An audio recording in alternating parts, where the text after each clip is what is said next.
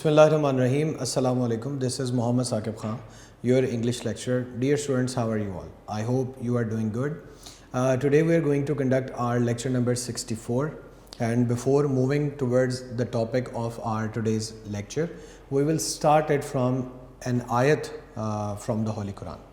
And what ayat does say to us, it says that He knows what is in every heart.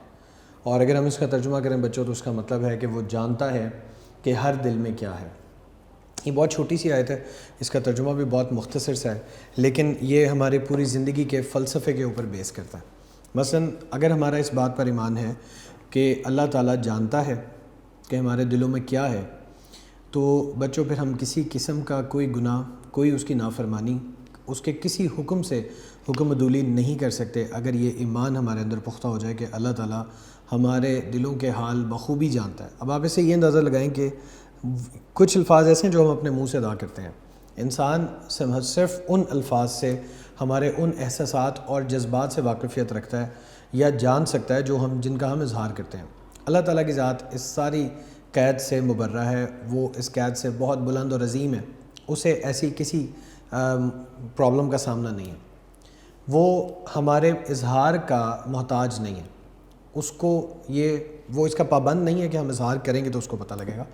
وہ ہمارے دل کے اندر موجود, even جو ہم نے آئندہ 1 2 4 5 سال میں 10 سال میں چیز سوچنی ہے یا جس نے آٹومیٹکلی ہمارے دماغ میں آنا ہے, وہ اس کا بھی علم رکھتا ہے. تو وہ بہت بڑا عالم ہے, بہت بڑا علم رکھنے والا ہے, اور وہ اپنی اتنی ساری مخلوقات کا بیک وقت خیال رکھتا ہے, بیک وقت دھیان رکھتا ہے. اس کو اونگ نہیں آتی, آیت الکرسی میں ہم پڑھتے ہیں, وہ تھکتا نہیں ہے, اس کو کسی قسم کی تھکاوٹ نہیں ہوتی. صرف دنیا میں ہی دیکھا جائے تو بچوں there are more than 8 billion people, 8 billion سے زیادہ, 8 ارب سے زیادہ آلموسٹ دنیا کی آبادی کم و بیش ہو چکی ہے.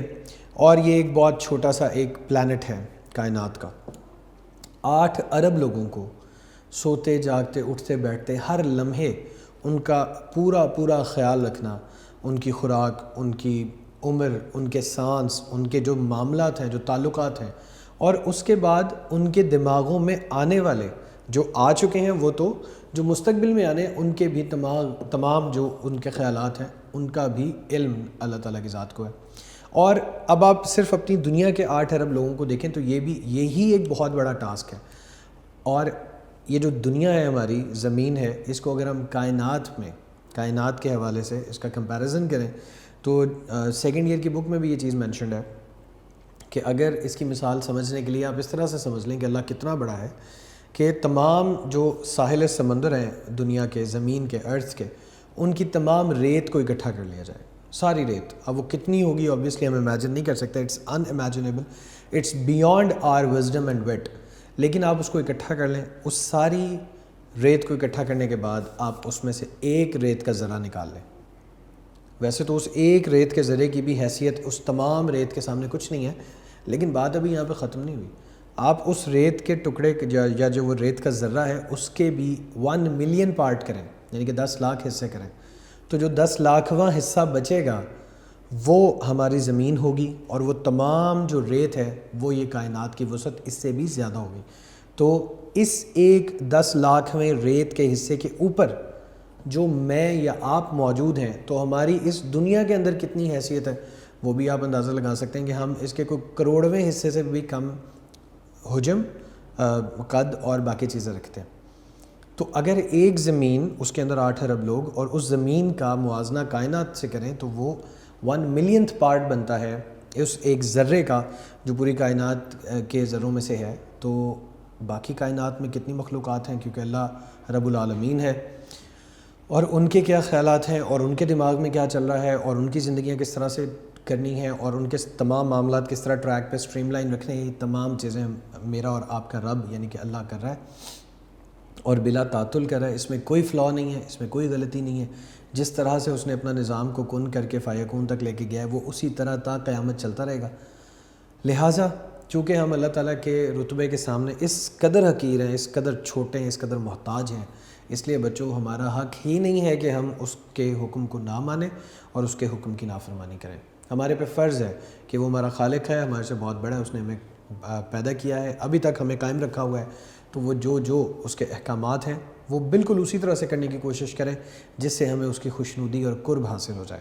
اور یہ جو آیت ہے اس کا ترجمہ اور اس کو اٹ سیلف اپنے دل میں اس حد تک ہمیں پکا کرنے کی ضرورت ہے, پختہ کرنے کی ضرورت ہے, تاکہ آئندہ کبھی بھی کوئی ایسی چیز جو ہمیں ڈی ٹریک کرنے لگے تو ہمارے ذہن میں پہلے یہ خیال آئے کہ اللہ تعالیٰ میرے ذہن میں اٹھنے والے خیال جو موجود ہے اس کو تو وہ جانتا ہی ہے, جو آگے آنا ہے جس سے ابھی میں بھی واقف نہیں ہوں اس سے بھی میرا رب واقف ہے.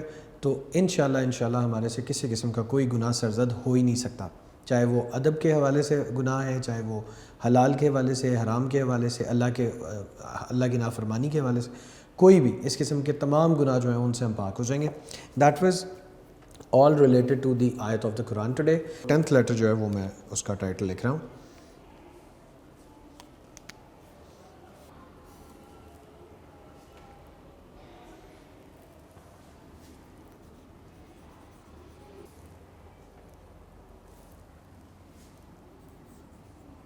اوکے جی, لیٹر نمبر 10 ہے بچوں. Write a letter to your friend requesting him to lend you some books. اپنے دوست کو لیٹر لکھیں, اس میں درخواست کریں, اس سے ریکویسٹ کریں کہ وہ آپ کو کچھ کتابیں ادھار دے.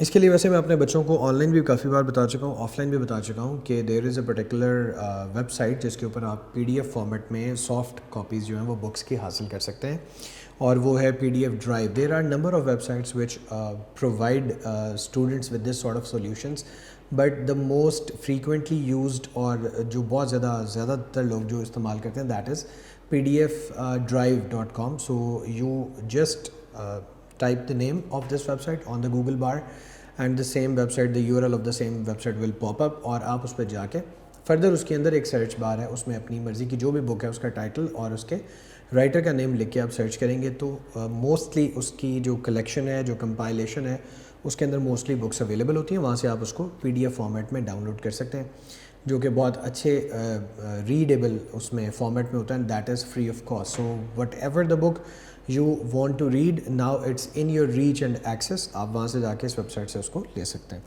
لیٹر پڑھتے ہیں. اسی طرح بچوں فارمیٹ ہے, اب میں اس کو ڈسکس نہیں کرا because I have discussed it earlier in detail. خط میں نے آپ کو بتا دیا کہ اپنے دوست سے آپ نے کتابیں جو ہیں وہ کچھ لینی ہیں, اس کا تقاضا کرنا ہے, ریکویسٹ کرنی ہے. Examination hall city ABC October 14th, and then 2020. ایک لائن اسکپ کی, ڈیئر فرینڈ. اسی طرح ہم نے اس میں سے بھی آئیڈینٹیفائی کیا کہ ہمارا سیلوٹیشن یا ہمارا ایڈریسی جو ہے وہ کون ہوگا, تو وہ ہم نے یہاں پہ آئیڈینٹیفائی کر لیا کہ وہ دوبارہ اگین کون ہے, فرینڈ ہے. تو اس کے نام پہ ہم یہ لیٹر لکھ رہے ہیں. ہاؤ آر یو, یہاں سے باڈی سٹارٹ ہوتی ہے. ہاؤ آر یو, آپ کیسے ہیں. I hope you must be hale and hearty. Hale and hearty یہ ایک لفظ ہے جس کا میں میننگ یہاں پہ مینشن کر دیتا ہوں تاکہ ہمیں سمجھنے میں آسانی ہو. Heel and horti.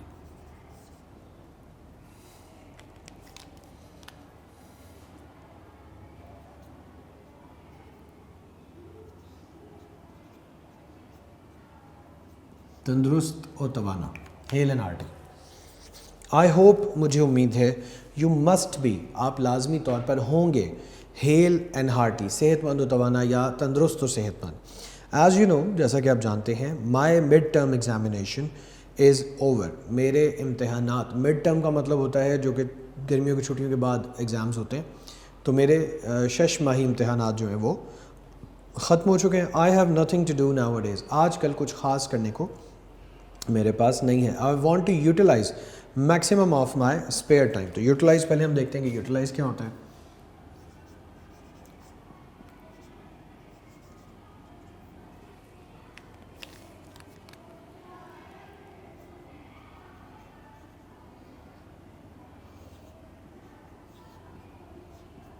استعمال میں لانا,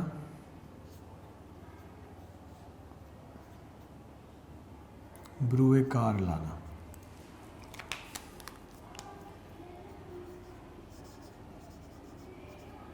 یہاں پر اسپیئر کا میننگ اضافی ہے یا پھر فالتو ہے, لیکن کسی چیز کو ختم کر دینا, اس سے نجات حاصل کر لینا, اس کو کنڈیم کر دینا بھی اسپیئر میں آتا ہے. فارغ کر دینا, چھوڑ دینا. تو I want to utilise maximum of my spare time. میں اپنے زائد اضافی وقت کا زیادہ تر حصہ بروئے کار لے کے آنا چاہتا ہوں, اس کو میں کارآمد طور پہ مفید بنانا چاہتا ہوں. سو آئی ہیو ڈیسائیڈڈ, بس میں نے تہیہ کیا, فیصلہ کیا, to improve my English language, کہ میں اپنی انگریزی کی جو لینگویج, انگریزی زبان ہے, اس کی اسکل کو, مہارت کو بہتر بناؤں گا. لاسٹ ایئر, پچھلے سال, when I visited your home, جب میں نے آپ کا گھر وزٹ کیا تھا, دورہ کیا تھا, I had seen good books in your study, تو میں نے بہت سی اچھی کتابیں آپ کی اسٹڈی میں دیکھی تھیں. اب اسٹڈی کا مطلب تو ویسے مطالعہ ہے, لیکن یہاں پر اسٹڈی جو ہے وہ ایک کانکریٹ ناؤن کے طور پر آ رہا ہے, یعنی کہ اس کے مطالعہ کا کمرہ.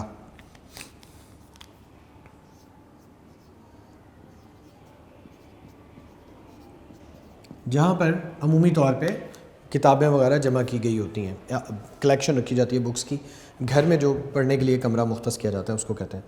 تو books in your study on English literature and language, انگریزی ادب اور زبان کے اوپر کچھ بہت اچھی کتابیں میں نے آپ کی لائبریری میں یا آپ کے مطالعے کے کمرے میں دیکھی. سو بس آئی ریکویسٹ یو, میں درخواست کرتا ہوں آپ سے, to lend me some books from your collection, کہ آپ اپنے اس مجموعے میں سے کچھ کتابیں مجھے ادھار دیں. I know you are very touchy about your books, مجھے پتہ ہے کہ آپ اپنی کتابوں کو بہت احتیاط سے رکھتے ہیں. ٹچی کا مطلب ہوتا ہے بہت حساس ہونا, سینسٹیو ہونا.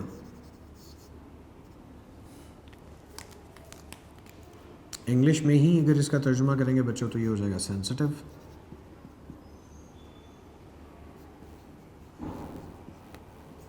احتیاط برتنے والا. تو کہتے ہیں میں جانتا ہوں کہ آپ اپنی کتابوں کے بارے میں بہت سینسٹیو ہیں, بہت احتیاط برتتے ہیں, but I will keep them neat and clean, لیکن میں ان کو صاف ستھرا ہی رکھوں گا. I will take care of them, میں ان کی بے پناہ حفاظت کروں گا, احتیاط کروں گا, دیکھ بھال کروں گا. I also make promise to return all of these books as early as possible. یہ بہت امپورٹنٹ وعدہ ہے جو نارملی کتاب لینے والے کرتے تو ہیں, لیکن واپس کرتے ہوئے اس وعدے کو مکمل طور پہ بھول جاتے ہیں.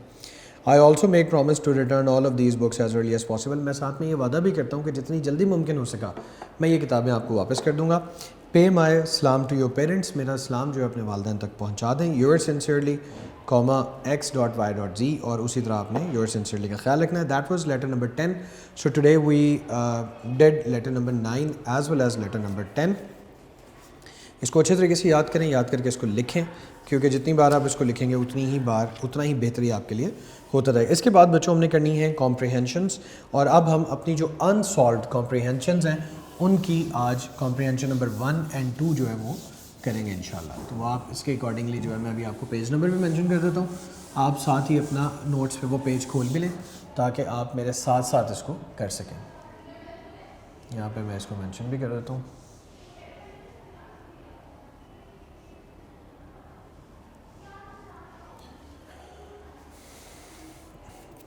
پیج نمبر بچوں 178 ہے, so you need to turn your pages on 178. Open page number 178. Comprehension.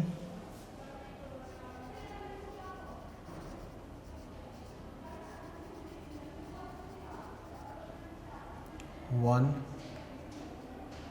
And 2. اچھا جی, کمپریہنشن نمبر 1 جو ہے پیج نمبر 178 پہ ہے.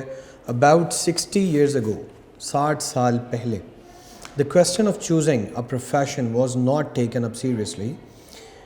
The question, سوال of choosing, انتخاب کرنے کا, a profession, profession کہتے ہیں جی پیشے کو یا شعبے کو.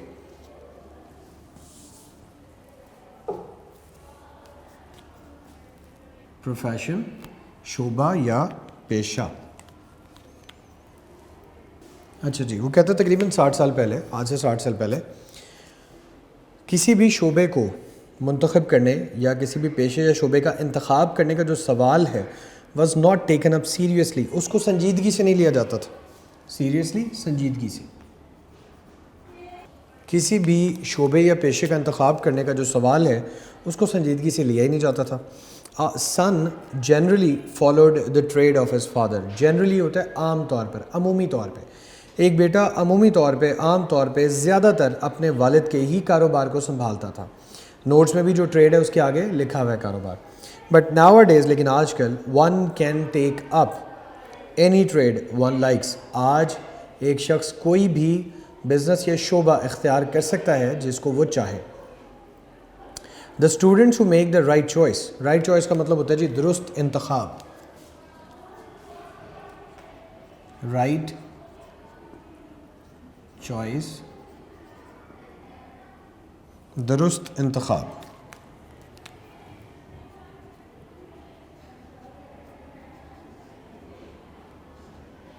تو کہتے ہیں کہ آج جو اسٹوڈنٹس ہیں, آج وہ طالب علم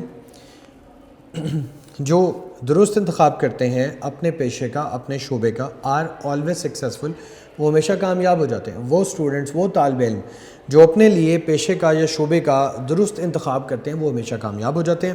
for the right choice of a profession there should be some definite aim. اور درست پیشے کا انتخاب کرنے کے لیے لازمی طور پر آپ کے پاس ایک ڈیفینٹ ایم ہونا چاہیے. ڈیفینٹ ایم کا مطلب ہوتا ہے یقینی مقصد, ڈیفینٹ جس کے بارے میں آپ کو کوئی شک نہیں ہے, کوئی شبہ نہیں ہے. ایم آپ کا مقصد, نشانہ جس پہ آپ نشانہ لگا رہے ہیں. تو یقینی مقصد, سوری یقینی خراب ہو گیا, اس کو ٹھیک کر کے لکھتے ہیں.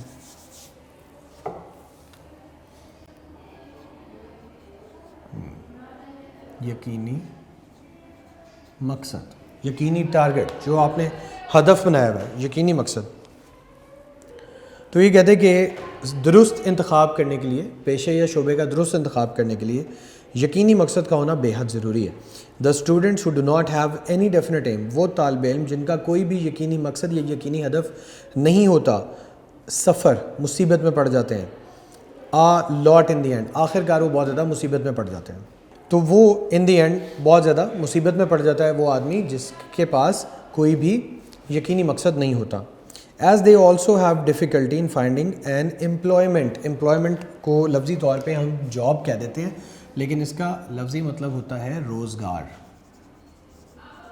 امپلائمنٹ, روزگار, ملازمت بھی آپ کہہ سکتے ہیں, روزگار بھی آپ کہہ سکتے ہیں. تو کہتے ہیں کہ as they also have difficulty in finding an employment, ان لوگوں کو روزگار حاصل کرنے میں لازمی طور پر دقت کا سامنا ہوتا ہے. ان چوزنگ اے پروفیشن, ایک شعبے کا انتخاب کرنا یا ایک شعبے کا انتخاب کرنے میں the teacher and the parents play very important part. اساتذہ اور والدین بہت ہی اہم کردار ادا کرتے ہیں. The teacher keeps an eye on his pupils, جو اساتذہ ہیں وہ اپنے شاگردوں پر بھرپور نظر رکھتے ہیں. ہی اسٹڈیز دیئر ہیبٹس, جو استاد ہیں یا اساتذہ ہیں وہ اپنے طالب علموں کی جو ہیبٹس ہیں, جو ان کی عادات ہیں, ان کو بہت زیادہ مشاہدہ کرتے ہیں, پڑھتے ہیں ان کو.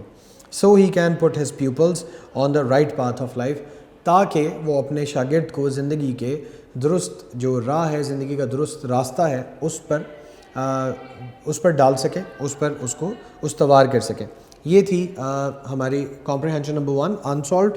اس کے کویسچنز جو ہیں بچوں وہ لکھے ہوئے ہیں, اور ان کے آنسرز جو ہیں وہ بھی انہیں کے نیچے آنسرز بھی لکھے ہوئے ہم پڑھتے ہیں. What were the conditions about the choice of profession 60 years اگو, 60 سال پہلے انتخاب جو تھا, پیشے کا انتخاب کرنا, وہ کس طرح سے تھا.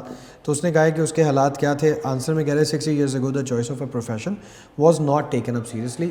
اس سوال کو سنجیدگی سے لیا ہی نہیں جاتا تھا کہ پیشہ یا شعبہ کس طرح منتخب کرنا ہے. Why did the people not choose the profession seriously, کیوں لوگ نہیں سنجیدگی سے اس کو لیا کرتے تھے. People did not choose the profession seriously, لوگ اس کو سنجیدگی سے نہیں لیتے تھے, اپنے جو ان کا پروفیشن ہے, پیشہ شعبہ, اس کو سنجیدگی سے نہیں اختیار کرتے تھے. بیکاز کیونکہ generally a son followed the trade of his father, عمومی طور پہ ایک بیٹا اپنے والد کے ہی پیشے یا شعبے کو انتخاب کرتا تھا. اس کے بعد ہے what is the can a student of the present Times choose his profession freely. کیا آج کا اسٹوڈنٹ, آج کے حالات کا, آج کے دور حاضر کا اسٹوڈنٹ جو ہے اپنے پروفیشن کو, اپنے شعبے یا پیشے کو آزادانہ طور پر منتخب کر سکتا ہے؟ تو yes, a student of the present times can choose his professions freely. آج کے دور کا, دور حاضر کا طالب علم جو ہے وہ اپنے پروفیشن, اپنے پیشے کا انتخاب آزادانہ طور پر بھی کر سکتا ہے. کویشچن نمبر 4 ہے what is the advantage of a right choice of a profession. ایک جو پروفیشن ہے, ایک جو پیشہ یا شعبہ ہے, اس کے درست انتخاب کا فائدہ کیا ہے؟ Answer, the right choice of a profession paves the way to success. جب آپ درست انتخاب کر لیتے ہیں یا پیشے کا درست انتخاب آپ کی کامیابی کے راستے کو ہموار کرتا ہے. پیو کا مطلب ہوتا ہے ہموار کرنا. How can a student choose his profession rightly. کیسے ایک طالب علم اپنے لیے پیشہ یا شعبہ درست طریقے سے منتخب کر سکتا ہے. آنسر ہے a student can choose his profession seriously by having some definite aim. ایک طالب علم اپنے لیے درست جو پیشہ یا شعبہ ہے وہ اس طرح منتخب کر سکتا ہے کہ اس کا ایک یقینی ہدف، ایک یقینی مقصد ہو. What will be the difficulty of a student who is reading without a definite aim? اس طالب علم کو کس مشکل کا سامنا کرنا پڑے گا جو بغیر کسی یقینی مقصد یا ہدف کے تعلیم حاصل کرتا چلا جا رہا ہے. تو a student who is reading without a definite aim، ایک ایسا اسٹوڈنٹ، ایک ایسا طالب علم جو یقینی ہدف یا مقصد کے بغیر تعلیم حاصل کر رہا ہے، suffers a lot in the end، وہ آخر میں بہت زیادہ مشکلات کا سامنا کرتا ہے. as it becomes difficult for him to find an employment، کیونکہ اس کے لیے کسی قسم کی ملازمت، روزگار کو تلاش کرنا انتہائی مشکل یا ناممکن ہو جاتا ہے.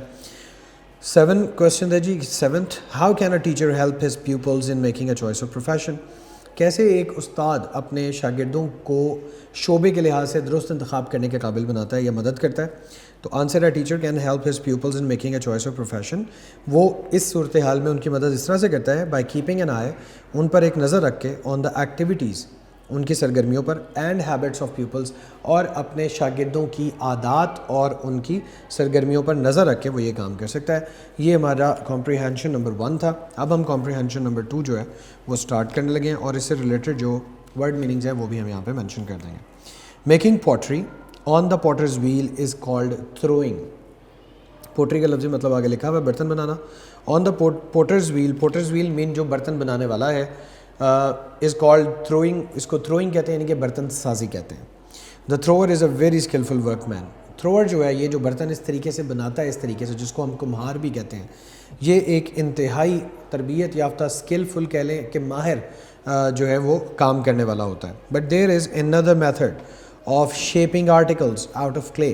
لیکن ہمارے پاس ایک اور طریقہ بھی موجود ہے، شیپنگ آرٹیکلز، اشیاء کو مختلف اشکال دینا.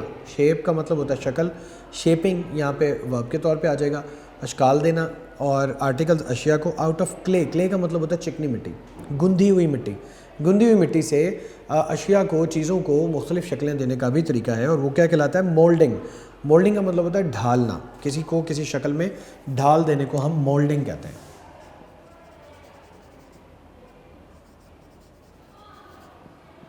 ڈھالنا بھی کہہ سکتے ہیں اور شکل دینا بھی کہہ سکتے ہیں.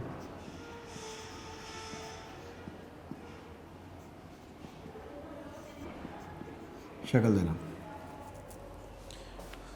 تو کہتا ہے کہ یہ ہے ڈھالنا. اب پلاسٹر مولڈ، ایک پلاسٹر مولڈ بنا لیا جاتا ہے، یعنی کہ پلستر نما ایک ڈھانچہ، ایک کہہ لیں کہ ڈائی جس کو ہم عام زبان میں کہتے ہیں، وہ بنا لی جاتی ہے، سانچہ بنا لیا جاتا ہے. Is made and the clay is pressed into it, اور چکنی مٹی جو گندھی ہوئی مٹی ہے اس کو اس کے اندر دبا کر داخل کر دیا جاتا ہے.